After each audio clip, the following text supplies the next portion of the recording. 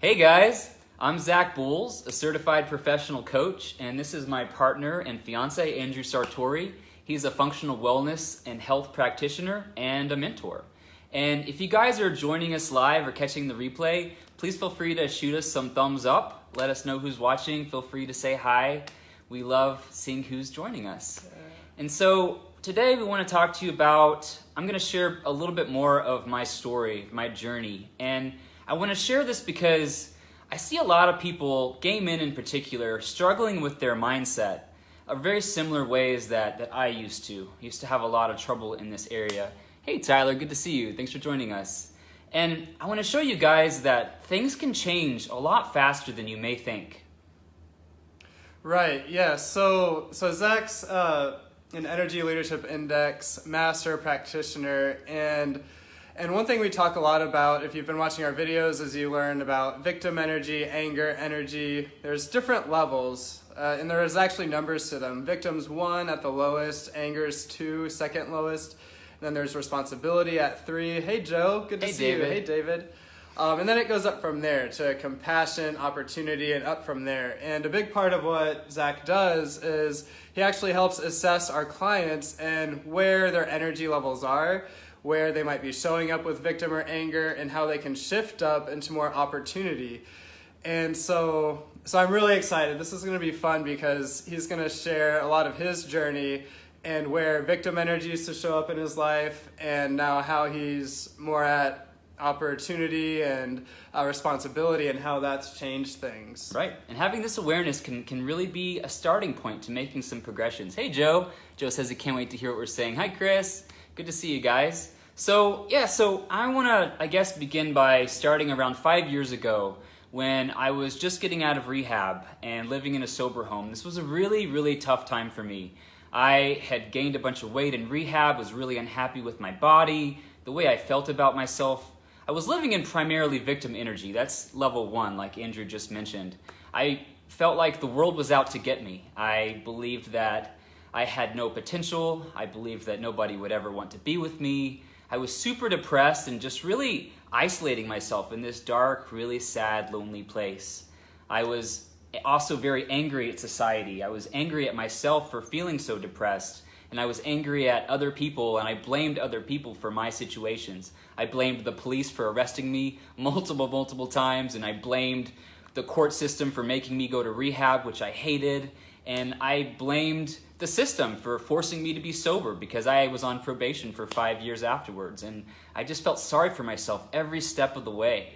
I was so unhappy, and one of the worst struggles was that I had zero confidence in myself. I had zero confidence in my appearance. I had zero confidence in my abilities. I had zero confidence that I would have a happy, successful future. In fact, I thought that my best days were behind me. Yeah, so you really felt like a victim in a lot of ways. The world was out to get you. It's the policeman's fault, not your fault. Exactly. That you ended up in jail and got the DWIs. Damn. Yep. So that's how you felt. But how did that how did that make you act? I acted very isolated and depressed, kind of like I mentioned before. I really shut myself down. I didn't interact with friends. I was very lonely, very sad, very just. Yeah, I was still not taking care of my body. I wasn't happy with my appearance, but I was still kind of eating my feelings a little bit. Just not taking care of myself in any way, and it was very, very destructive. And that's actually about the time that I started getting really sick. I started losing weight rapidly and really just feeling like something was totally wrong. So I went to the hospital. And this is when I found out that I was simultaneously diagnosed as HIV positive and with AIDS. And this was undoubtedly the lowest point in my life. I was sure that my life was over. I felt dirty and disgusting, and I told myself that no one would ever want to be with me. I told myself that I'd never have a partner, I'd never be happy, and I just really, really started to shut down.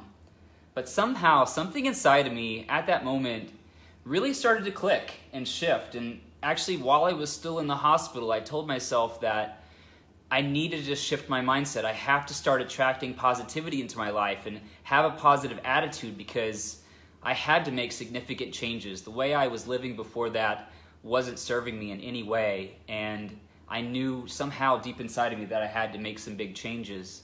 And that's around the time I really started taking responsibility for my past. I forgave myself for the mistakes that I had made in the past, and I forgave the system that I had blamed before for locking me up and for throwing away the key, is what it felt like. I really started to, find responsibility in all of those aspects. And my happiness is something that's up to me, is one of the big realizations that I had. And I really began engaging in healthy practices, and I started taking care of my body and taking care of myself. Okay, awesome. So, yay! so that's, so you shifted your energy. Big time. Maybe still some victim and anger in there, but for the first time, this is when you started taking responsibility. Yeah, and responsibility is level 3 on the Energy Leadership Index. Victim is level 1. Anger, which I experienced a lot of before this, was level 2. And then when I started reaching level 3, this responsibility and rationalization and forgiveness of myself, forgiveness of others, this is when I started to notice big changes started happening in my life. Right, and so you took responsibility. So for the first time, he felt empowered that actually, okay, maybe there are things that I can do, and it's not everyone else's fault. So, right. Like, what other things did you do? Because you didn't have a job. You said you started taking better care of your body. Yeah. But how did you start to finally? Yeah. So in addition to starting to eat healthy, take care of my body, work out, exercise, I decided to get out of my pity party. It was not a happy place, and I had to stretch out of my comfort zone, because there can be a safety and security to feeling sorry for yourself. When you're in victim energy, nothing is your fault. You can blame everyone else for your problems, and I had to make shifts. So I got out of my comfort zone. I got a job. Fortunately, these amazing guys that own a retail shop here in Austin rehired me for like the 3rd time, and they noticed right away that I was such a better employee than I was before, and I started building my confidence really, slowly but steadily, starting making these really positive steps. I started coming out of my shell more and stopped isolating myself. I started having level 4 energy, which is compassion for others. I started to get involved in my community. I started actually doing a lot of volunteer work. I was so grateful for the organizations that had helped me when I was in my lowest, like AIDS Services of Austin. So it really motivated me to give back to my community, and I started volunteering quite a bit. And that's actually when I met Andrew. Yes, yeah. So if Zach wasn't doing any of this stuff, we never would have met. So we met volunteering about something we were really passionate about. So not acting out of victim and anger, right? That's not something people are acting out of when they're doing volunteer work. Right. And if I hadn't have shifted upwards, I might not ever have met you and have what we have today. Right. Yeah. And so that's when we met. And actually I thought Zach was an amazing guy. I could just tell he had really positive energy. I was not attracted to victim, angry, mopey people. What did you think about my past when I told you about all the things I had done? Yeah, so we became friends first, and I just got to know him a little bit, and it wasn't until it wasn't until we actually started dating that I learned about his past. And I couldn't believe it. I was like, really? Like, you used to get shit-faced and drive your car and get DWIs and used to smoke meth? Like I couldn't even believe that was his past. A completely different person. Yeah, I feel like a different person. And and so to me it's just so amazing how fast someone can shift. Hey Robert, hey Eric. Yeah, hey guys. And so it's so amazing of what can happen, and we met, we started hanging out. I had been a personal development junkie for quite a while, and he was actually open to it and open to hearing about the inner game stuff that I wanted to talk about, that y'all are listening to right now. Right. A lot of people don't want to hear that, and I was a little resistant at first. I was like, this doesn't seem normal, but I definitely thanks to some patience on your part, I was open to it. There was some resistance at first, but the first conversation, like you were really interested. You started reading a book. It's true. And the victim, angry Zach, never would have been open to any of that. Right. And it really expedited my personal growth even further. I'm so glad for the resources that Andrew provided for me. He introduced me to an amazing book called Loving What Is by Byron Katie. That's when it really solidified that I am alone, only responsible for my happiness. No one else can control that for me. And it was one of the most empowering beliefs that I've ever discovered. Andrew actually, once we started dating and living together, he was telling me that he thought I would be a really great coach. And I had never even heard about what coaching was. I wasn't even familiar with life coaching, but I took a risk and I decided to go through this year-long certification program. And it was one of the best experiences I've ever had in my life. That's when I was introduced to these energy levels and how they interact and how, at any moment throughout the day, we're fluctuating throughout these energy levels. But one of the biggest eye-openers for me was realizing how much of victim energy I had been living in the past. I had been dwelling in it, and even up until we were still dating, I still tended to have the mentality that, things don't always go my way, and I would feel sorry for myself and get pouty from time to time. And it was just like red lights going off in my head when I learned about emotional intelligence, the fact that I don't have to helplessly react to any situation, to any stimulus. I can choose to respond however I want. And those things were just incredibly profound for me to discover. Right, yeah, and so it's amazing how fast things can shift, and sometimes it's not a matter of knowing exactly what it is that you want in order to be happy. Like, could you imagine 2 years ago that this is where you would be right now? No, like 5 years ago, I don't even know who that person was anymore, and yeah, and 2 years ago when we first got together, I hardly recognized myself. I had no idea that I would be on this trajectory of personal growth and always wanting to learn more. I was a bit stubborn back then and kind of set in my ways. Even though I was intent on improving, I just didn't know how to go about it. And I'm really fortunate that you really shined a light on some great strategies. Yeah, and even me as well. I couldn't imagine 2 years ago that we would literally be making a video together. Right. Leading a gay man thriving movement, having people messaging us every day, hey, when is your next video? I can't wait for it. And you, I mean, but like really, the sessions you have with your clients, what kind of feedback do you get from them? Like, did you ever imagine that was something you'd get? It's powerful. I really didn't. I didn't know that I would be able to help other people throughout with my journey based on the things that I had experienced and the things that I had learned.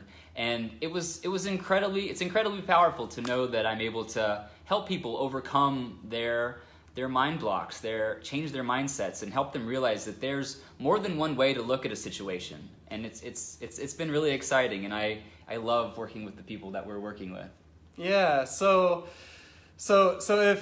if you're someone that kind of feels like you might be stuck in a certain area and you're maybe kind of like pushing up against a wall and it's barely budging or not at all, and you know that you could achieve much more potential in your life, whether that's having a much more fulfilling relationship, feeling more connected, attracting the kind of guy you'd want to be with, or your health, or even if you're feeling stuck in your career, but maybe you're not able to find the opportunities, or maybe you just feel stuck sometimes in victim when things don't go your way, and you'd want to learn more about how to overcome it. This is exactly what we love helping people do. Yeah. Zach's really great at helping assess those energy levels and how to shift out of them, and I've got different tools to help release the limiting beliefs underneath that. So if that's something you might be interested in and you don't want to struggle, you want to save years on how long it might otherwise take to achieve your goals, type in potential below and we will reach out to you.